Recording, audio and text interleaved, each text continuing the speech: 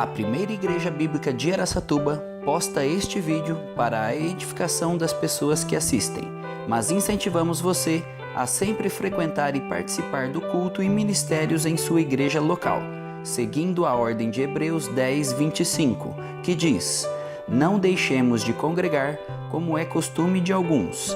Antes, admoestamo-nos uns aos outros, tanto mais quanto vedes que vai se aproximando aquele dia."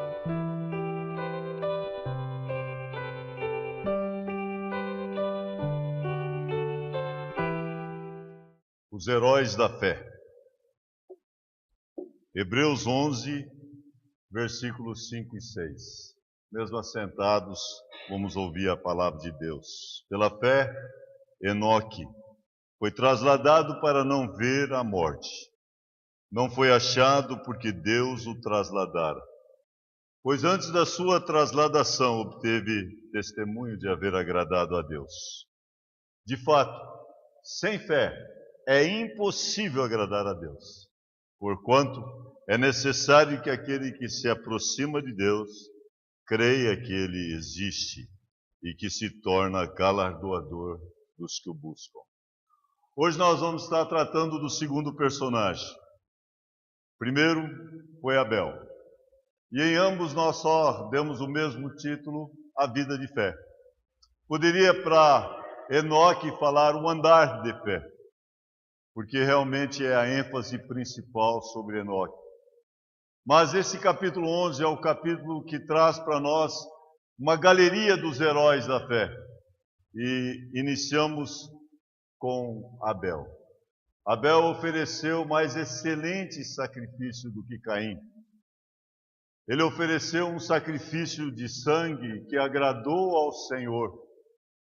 E lembramos também que ele foi justificado, justo, e foi daí também aprovado por Deus.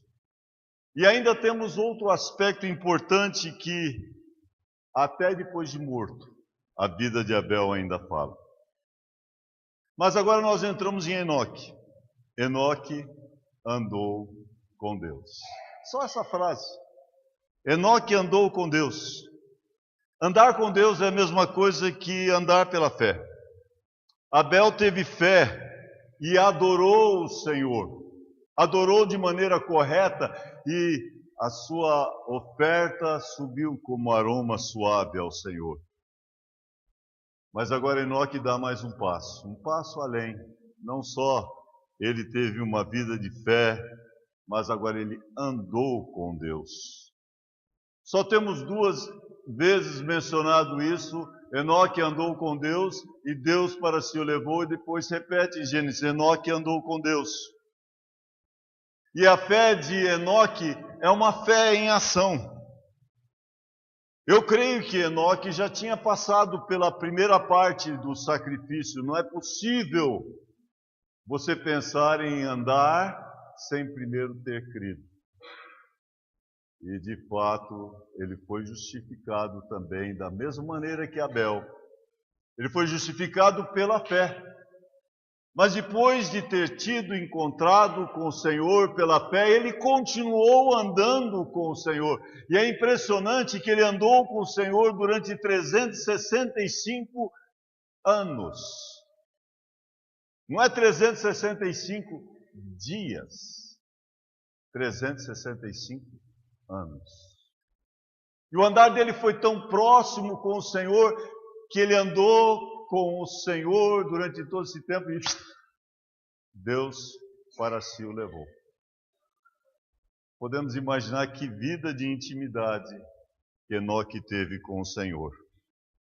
A mensagem de Abel é uma mensagem de fé.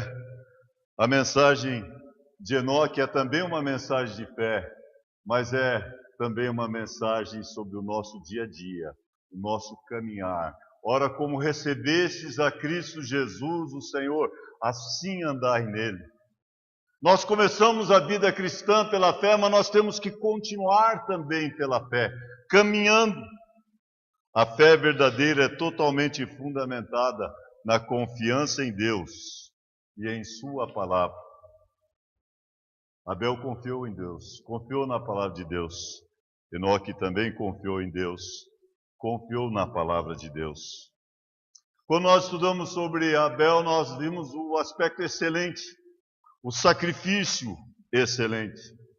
Nós vimos o testemunho excelente e o legado excelente. Então agora nós vamos passar a ver sobre Enoque. Enoque agradou a Deus. E é interessante que na Septuaginta, algumas versões mudam, ao invés de dizer Enoque andou com Deus, diz Enoque agradou a Deus. O que nós podemos entender com isto é que andar com Deus é agradar a Deus. Se nós queremos agradar a Deus, nós temos que andar com Ele. Vamos então olhar alguns fatores que agradam a Deus. Hoje nós vamos cobrir 2 versículos. O verso 6 é o mais conhecido de Hebreus 11, mas ele precisa ser visto aqui junto desse contexto com Enoque. Pela fé, Enoque foi trasladado para não ver a morte. Não foi achado porque Deus o trasladara, porque antes da sua trasladação obteve testemunho de haver agradado a Deus. De fato, é na sequência, sem fé é impossível agradar a Deus. E observem que agora o verso 6 continua dizendo: pois é necessário que aquele que se aproxima de Deus creia que Ele existe e que se torna galardoador dos que o buscam. O primeiro fator para agradar a Deus é que tem que crer que Deus existe. Enoque creu que Deus existe. E esse aqui é o termo, o eu sou.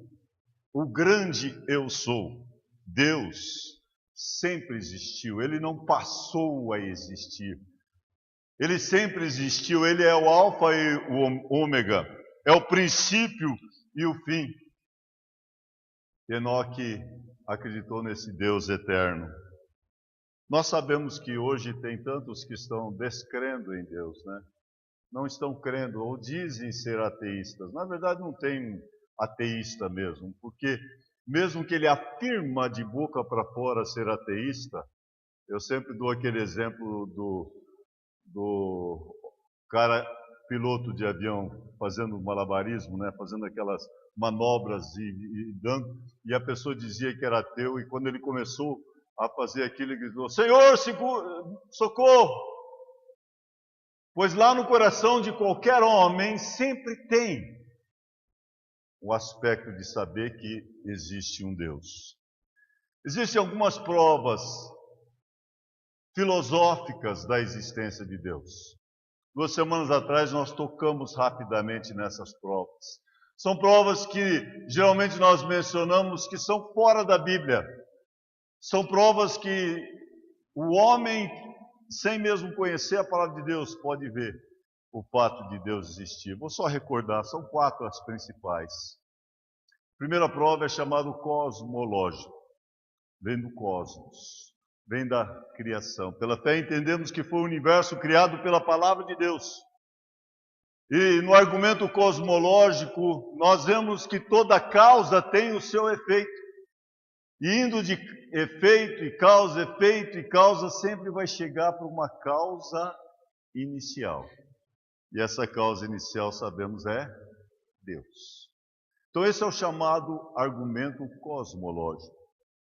O segundo argumento também, em teologia, estudamos, esses argumentos são filosóficos, a parte da palavra de Deus, é chamado teleológico. O argumento teleológico diz que todo desenho tem que ter um desenhista. Então uma coisa não só aparece, e geralmente é usado o exemplo do relógio. O relógio, não tanto o digital, mas esse mecânico, né? Já pensou você pegar esse relógio, jogar todas as peças, jogar para cima e acontecer que ele vai cair certinho e funcionar? Não, teve que ter alguém que desenhou. Todo desenho tem o seu desenhista. E hoje tem desenvolvido ainda mais esse aspecto. Talvez o teleológico é é o argumento que os evangélicos têm se apegado mais, porque tem colocado aquela parte que tem que ter um desenho inteligente. Teve que ter alguém inteligente que fez o universo, que arquitetou tudo isto aqui, que planejou tudo isso aqui. E nós observamos que não foi só a criação, mas geralmente nós também mencionamos que tem a criação, tem a preservação e tem a providência, que reforçam o fato que existe um Deus criador. Mas daí tem um terceiro argumento. Nós falamos sobre o cosmológico, baseado no cosmos, no universo, no teleológico, baseado no desenho. Daí tem o ontológico. O argumento ontológico é aquele que diz que só o fato do homem ter dentro dele uma intuição que diz para ele: eu existo. Se eu existo, Deus existe. O argumento ontológico é baseado na intuição do homem. Todo homem tem dentro de si a certeza que existe um ser superior. Pode ser que alguns vão dizer, como Paul Tillich, aquele cara lá em cima, expressando assim um conhecimento de alguém lá em cima, mas que você não pode ter um relacionamento. Até as pessoas ateístas chegam a esse ponto, deve ter alguma coisa assim, mesmo que eles não creem num Deus criador. Mas então tem o ontológico e finalmente tem o antropológico. O argumento antropológico é baseado no homem em si, na sua constituição. Quando olhamos para o homem em si, como ele é perfeito, eu não sei, não existe, acho que nenhum médico que pode estudar um pouquinho de medicina que não fica maravilhado com o ser humano. O ser humano é algo sobrenatural, que somente um Deus criador perfeito que pôde fazer algo assim. Então o homem constituído também, não só fisicamente, mas o homem constituído com corpo, alma e espírito, que é o aspecto total do homem antropológico. Mas daí temos a ideia principal: o homem é um ser moral. É diferente do que um animal. O homem não é apenas uma criatura que foi criado, que vai reproduzir como os animais, mas ele é um ser moral e ele tem responsabilidade. Ele tem que prestar contas. Então não só ele tem intelecto, sensibilidade, vontade, ele é constituído com esse corpo, a parte fisiológica, mas também ele tem algo ali, moralmente, uma consciência que está sempre lhe acusando quando ele faz alguma coisa errada. Nós sabemos que esta consciência é a voz de Deus na alma. Esta consciência, ela faz com que o homem veja que tem que ter Deus. E já aí estamos voltando um pouco para o argumento ontológico. Mas todos eles são argumentos que provam que Deus existe. Pela fé entendemos que o universo foi criado pela palavra de Deus, de maneira que o visível veio existir das coisas que não existem. Nós cremos pela fé na criação de Deus, na criação do homem. Mas aqui nós observamos também que, de fato, sem fé é impossível agradar a Deus. Porque aquele que quer se chegar a Deus, ele tem que crer que Deus existe. Se nós não cremos que Deus existe, nós não vamos poder agradar a Deus. Enoque creu que Deus existe. Por isso que ele andou com Deus. Ele agradou a Deus. É assim também que nós podemos agradar a Deus. Somente a fé em Cristo é que agrada a Deus. E nós lembramos que a fé é baseada nos fatos. Temos que sempre recordar isso. A fé vem pelo ouvir da palavra de Deus. Você não deposita a sua fé abstratamente. Ela não é uma fé onde você só dá um pulo no escuro. Você tem algo concreto para você colocar a sua fé. Enoque depositou a sua fé também em Deus e em Jesus, antecipando a vinda de Cristo. Tudo aponta para Jesus. Acreditar só de maneira geral que Deus existe não vale nada. Até os demônios creem e tremem. Nós temos que acreditar e colocar a nossa fé totalmente no Senhor. Em nada ponho a minha fé senão na graça de Jesus. O sangue de Jesus, a obra de Cristo na cruz. E aí nós observamos que por causa da nossa fé em Cristo Jesus, nós passamos a ter um relacionamento com Deus. Isso é aquilo que os cientistas dizem que é impossível. Deus até, um homem lá em cima, um cara lá em cima, eles podem até dizer, mas eles falam que não dá para então ter um relacionamento. E nós sabemos bem ao contrário, dá sim. A maior prova pessoal que Deus existe é que eu tenho um relacionamento com Deus. A maior prova pessoal que Deus existe é que você também tem esse relacionamento com Deus. Acreditar num Deus criador. Mas há um segundo fator aqui no nosso texto. Acreditar num Deus galardoador. Versículo 6, a segunda parte do verso 6 diz: de fato, sem fé é impossível agradar a Deus, porquanto é necessário que aquele que se aproxima de Deus creia que Ele existe. E aí o que diz? Que Ele existe e se torna galardoador dos que o buscam. Notem que Ele é galardoador de quem? Daqueles que lhe buscam. Ele é galardoador. Galardoador significa que ele vai presentear, ele vai dar para nós aquilo que nós precisamos. Nós sabemos que Mateus 6,33 diz: buscai em primeiro lugar o seu reino e a sua justiça, e daí todas as outras coisas vos serão acrescentadas. Primeiro, nós sabemos também que é necessário receber pela fé o maior presente, que é a salvação. Mas depois que recebemos a salvação, vem também todos os prêmios, os galardões que são dados para os fiéis. E nós temos que ter santa ambição.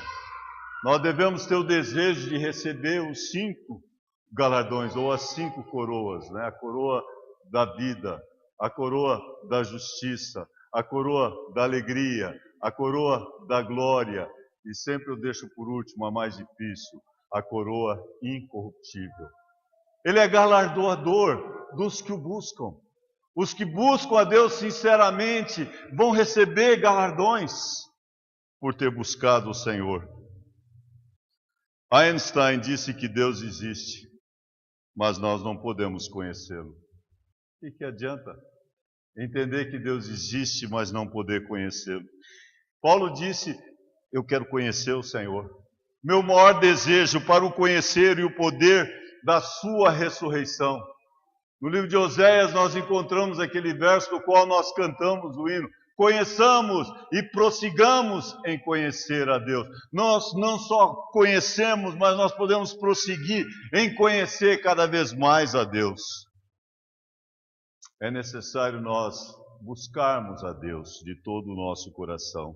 Isaías 55:6 diz: buscai ao Senhor enquanto se pode achar, invocai-o enquanto está perto. Veja que Enoque andou com Deus.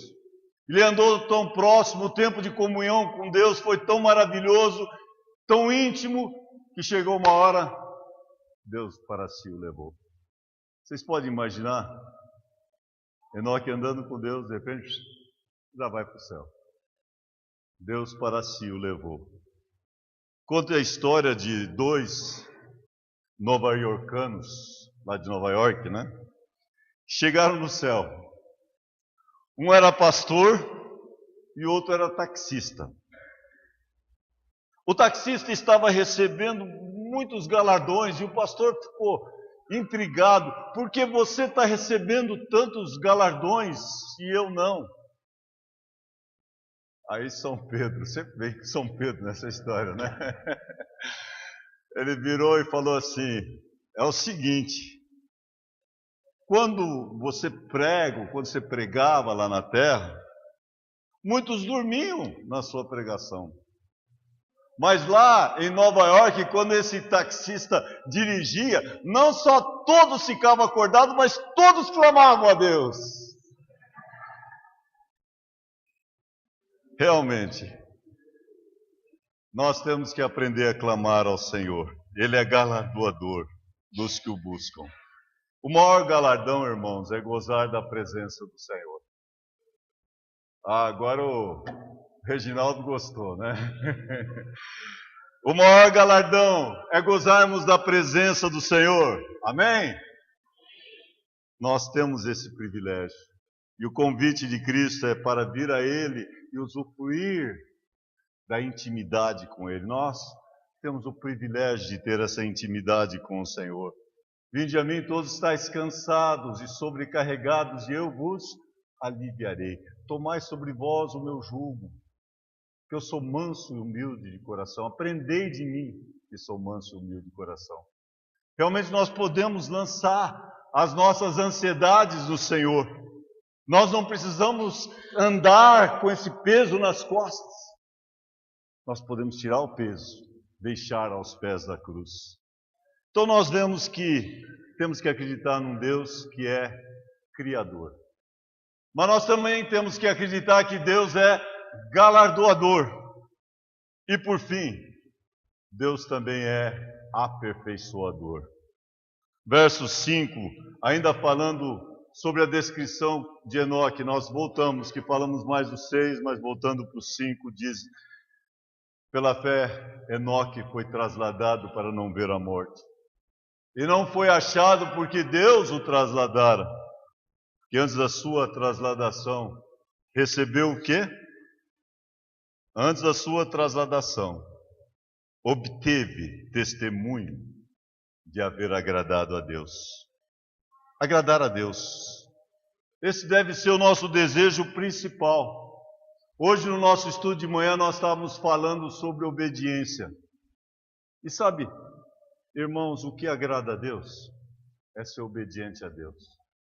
Quem ama a Deus vai guardar os seus mandamentos. Não adianta nós falarmos de boca para fora: eu amo a Deus, mas eu não obedeço a palavra de Deus. Vós sois meus amigos se fazeis o que eu vos mando.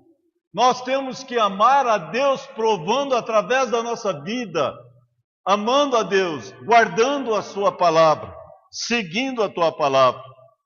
O termo andar é o termo mais usado para a vida cristã na palavra de Deus.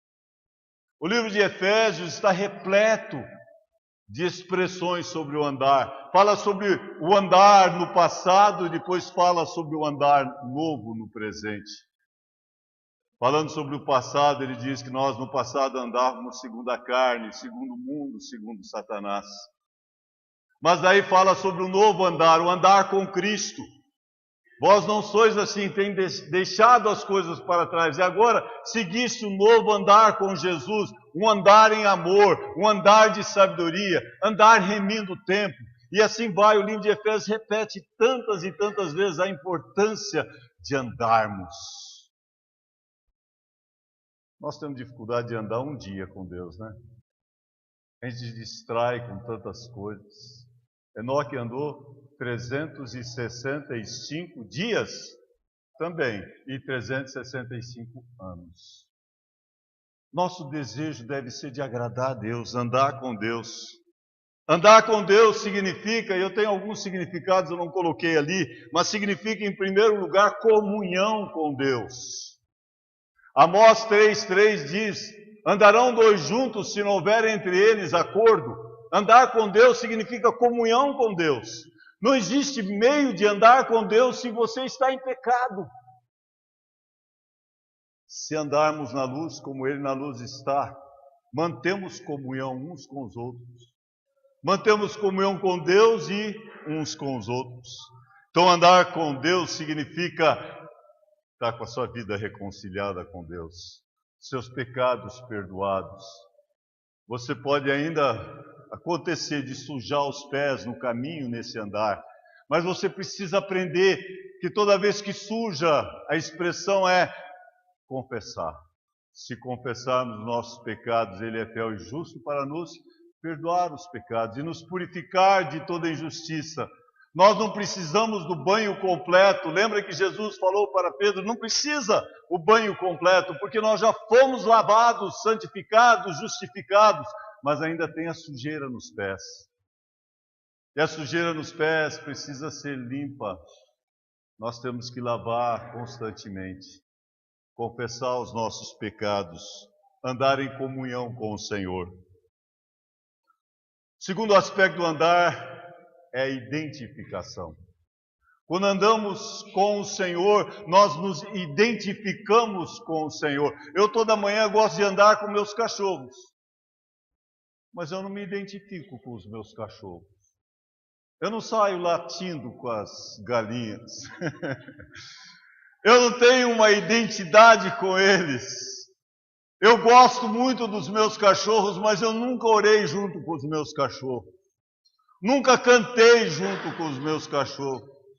Vocês vêm na igreja para ter comunhão, e hoje, antes de sair, nós perguntamos aos 2 netinhos, o que você quer ir na igreja? A mais velha disse, para brincar. Para brincar. Ela está brava, porque o Tiboy vai levar mais cedo para casa e não vai deixar aqui um tempinho para brincar depois do culto. Veja, esse era o desejo. Daí perguntamos para o Davizinho, por que você quer vir na igreja? Para bagunçar. Não pode, né? Mas tem uns que não são tão pequenininhos que nem o Davi, que estão mais crescidinhos e também vêm para a igreja com intenção errada. Nosso andar com o Senhor tem que ser um andar de identificação. Nós queremos ser cada vez mais como Jesus Cristo. Esse é o nosso desejo principal. Nós falamos que este ano nós demos ênfase em seus passos que faria Jesus. Eu quero andar como Jesus, quero me identificar com Jesus. Para identificar com Jesus, eu tenho que ser cada vez mais como Jesus. Então nós vemos o primeiro aspecto, comunhão. Segundo, identificação. Não está aí. Terceiro, santificação. Esse vocês teriam que anotar. Santificação foi o assunto dessa semana lá no acampamento.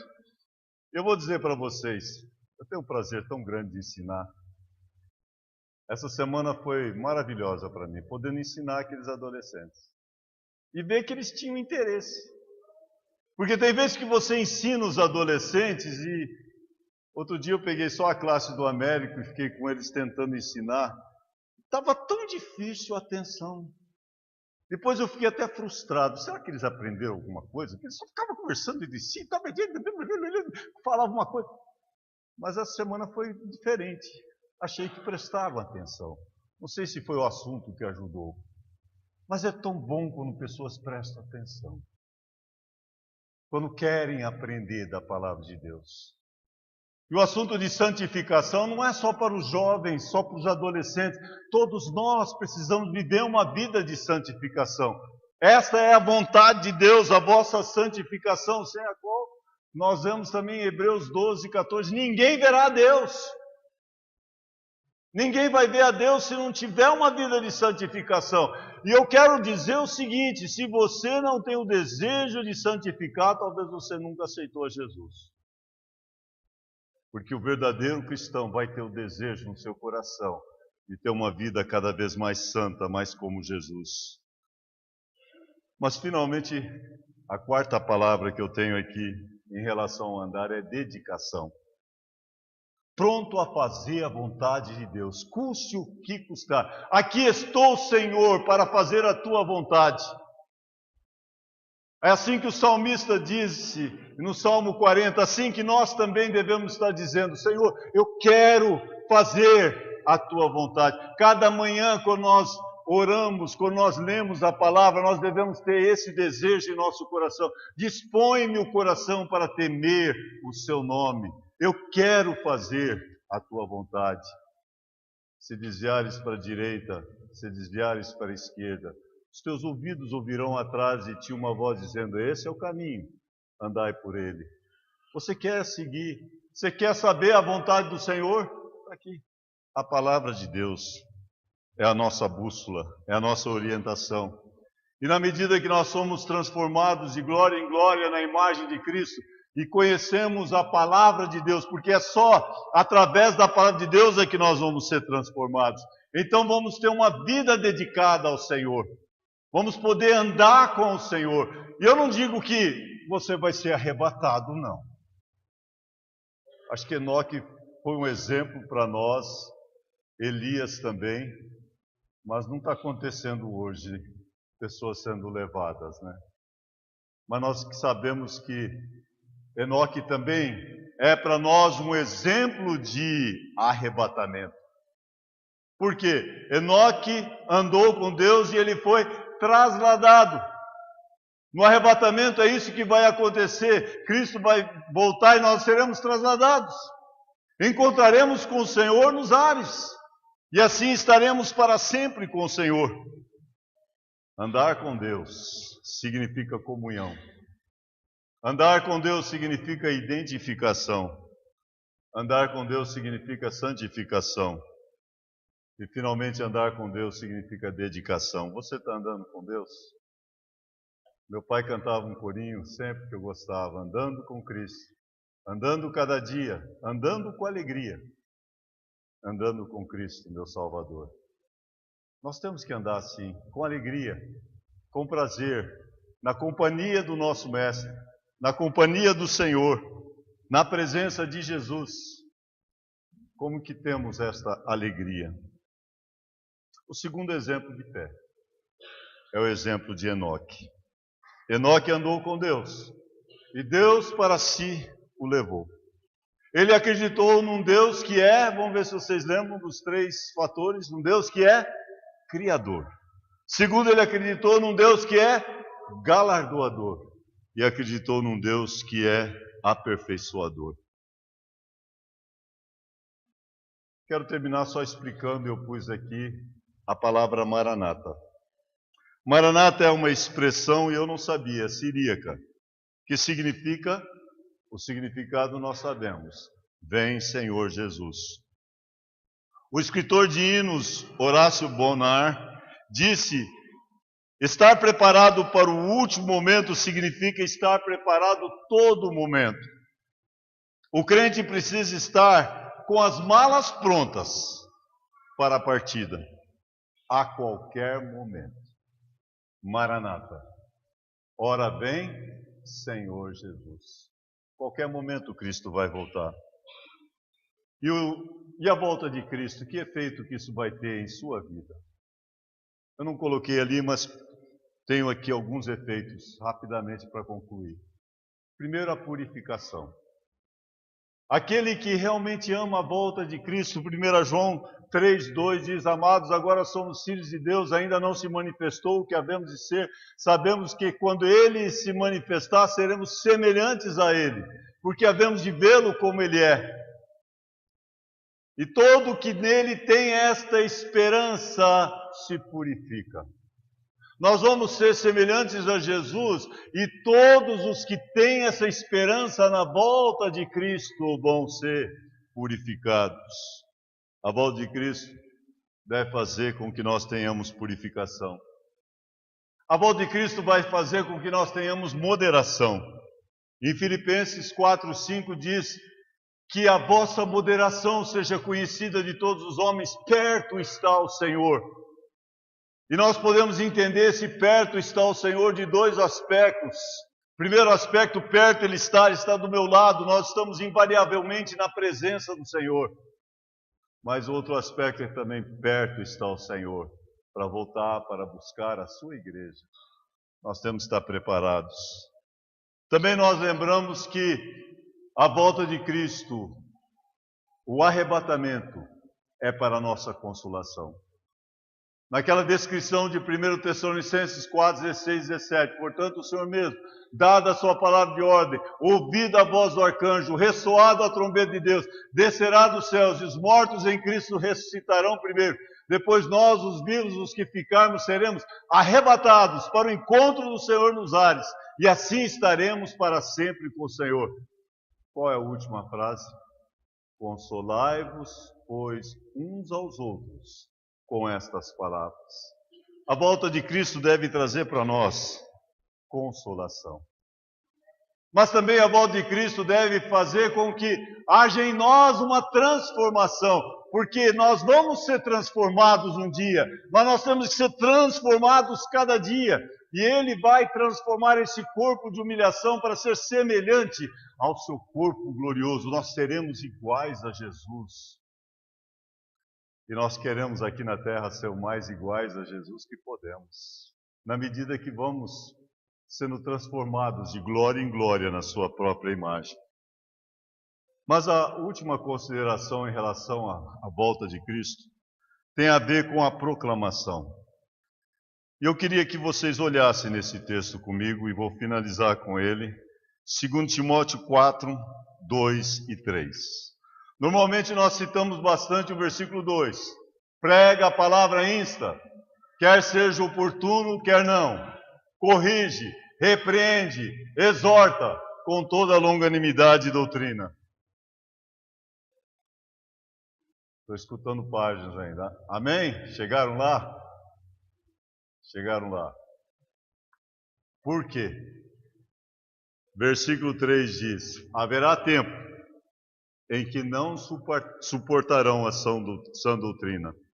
Pelo contrário, cercar-se-ão de mestres segundo as suas próprias cobiças, como que sentindo coceira nos ouvidos.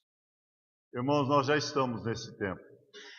Já estamos no tempo onde pessoas estão indo atrás de ensinos falsos, indo atrás de heresias, e por isso que nós temos que proclamar a palavra genuína, a palavra verdadeira. Prega a palavra, insta, corrige, repreende, exorta com toda a longanimidade e doutrina, porque haverá tempo em que não suportarão a sã doutrina. Irmãos, nós estamos nesse tempo já. Nós temos que estar pregando, porque a qualquer momento Cristo vai voltar. E se Ele voltar hoje, você está preparado? Enoque andou com Deus, e Deus para si o levou. Vamos todos abaixar as nossas cabeças. Examina nesse momento o seu andar. Como está o seu andar com Deus? Está melhor do que um mês atrás?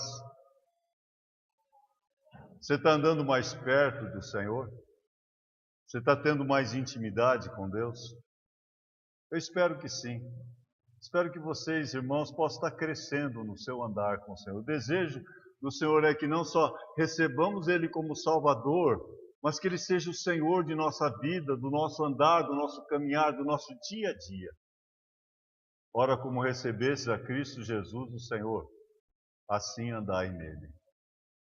Bondoso Deus e Pai, obrigado por esse grande exemplo deste herói da fé, Enoque, que andou em intimidade contigo. E andou tanto contigo que um dia ele só continuou até o céu.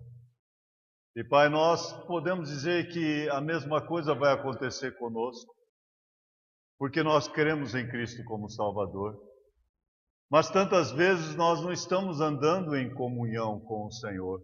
Tantas vezes nós não estamos andando e identificando com o Senhor. Tantas vezes nós não estamos tendo uma vida santificada para ser mais como o Senhor. E tantas vezes nós não estamos tendo uma entrega total, uma dedicação total. Pai, eu peço que Teu Espírito possa agir livremente em nosso meio, nos convencendo da necessidade de andarmos mesmo com Cristo. Andando cada dia, andando com alegria, andando com Jesus, meu Salvador. Eu oro em nome de Jesus. Amém.